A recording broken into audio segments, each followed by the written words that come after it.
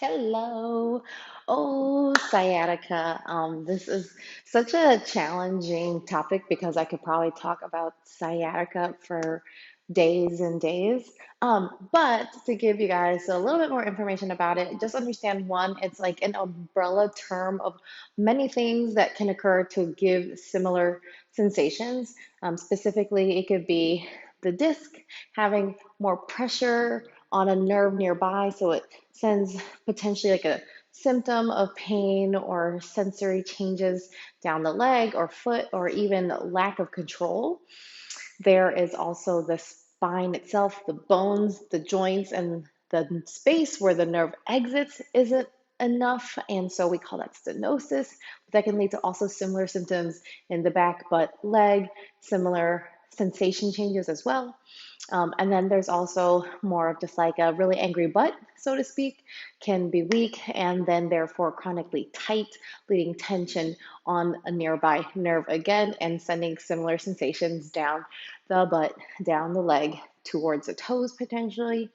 And like how to address all of that. One, mechanics. I'll always go back to that. Mechanics of your spine and your hips are crucial in regards to addressing sciatica. And if you don't really have a disc condition, so to speak, that is currently not angry, like you can sit okay, you can cough, sneeze, and not have motor control problems in your legs, and it's more of like a aggravating buttocks sciatica pain that can potentially lead stuff down the leg, then there's a good chance that you can address it with getting more work into the hip joint as well. If that's the case, which is I tend to see more common than the actual disc and spine itself as a problem, then I have like two moves that may help you that you can try and see if this butt thing is really the root of your sciatica. So here we go. Two moves. If you have a band, use it. If you don't, all good. I'm just gonna use the band in case you have it. So put it above your knees. We're gonna do a resisted clam or clam shell. I'm gonna do this first. So actually just prop up on the elbow if you can. So you can also get your obliques, your muscles in your core engaged. Your knees are bent in front of you. You're gonna rotate open without rotating the spine, right? That's a complete exaggeration, but a lot of times we do this. So bring your ribs in, flatten your spine, and you're gonna hold it here. Even if you don't have a band, hold it. You just want to stay here.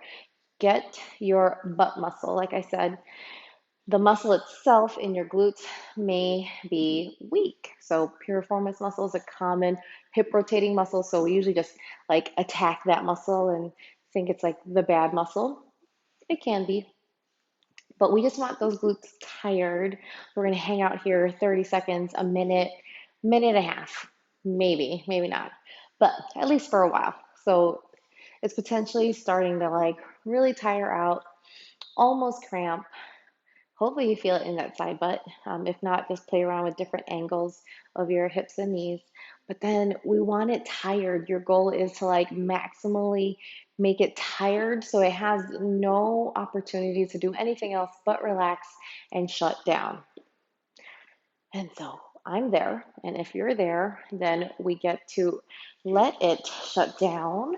And then we're going to use that fatigue in our favor to get it to stretch. So we're going to go into an external rotation.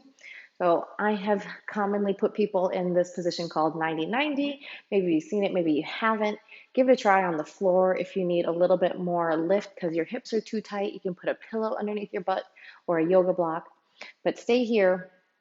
So that hip got tired from those muscles that may potentially be aggravating and exiting nearby nerve. So we're going to get tall, push that foot and knee into the floor. So we're going to activate this whole leg, and then straight spine. We're going to lower down, keeping pressure into this leg. Hopefully you're feeling some of this side butt action. So, passive stretching, I think that has its place just like in the beginning.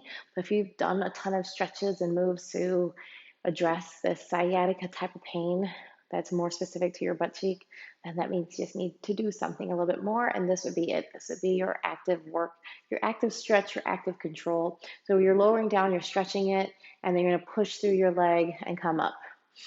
And you should really kind of be like, oh yeah, that's the spot. That's the area I need. And if it's not, then you just let me know, where are you feeling it? Like I said, sciatica is this huge umbrella term that covers a whole span of things.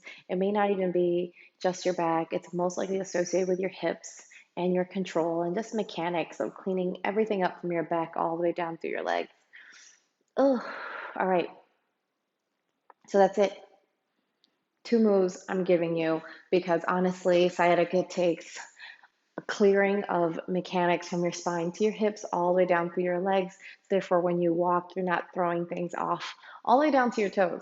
Okay, if you've ever worked with me privately, I'm going to get to your toes if you got some back issues, but we'll get there. It's a whole chain of events. So start here, start with getting your butt tired and then stretching in and out of it actively.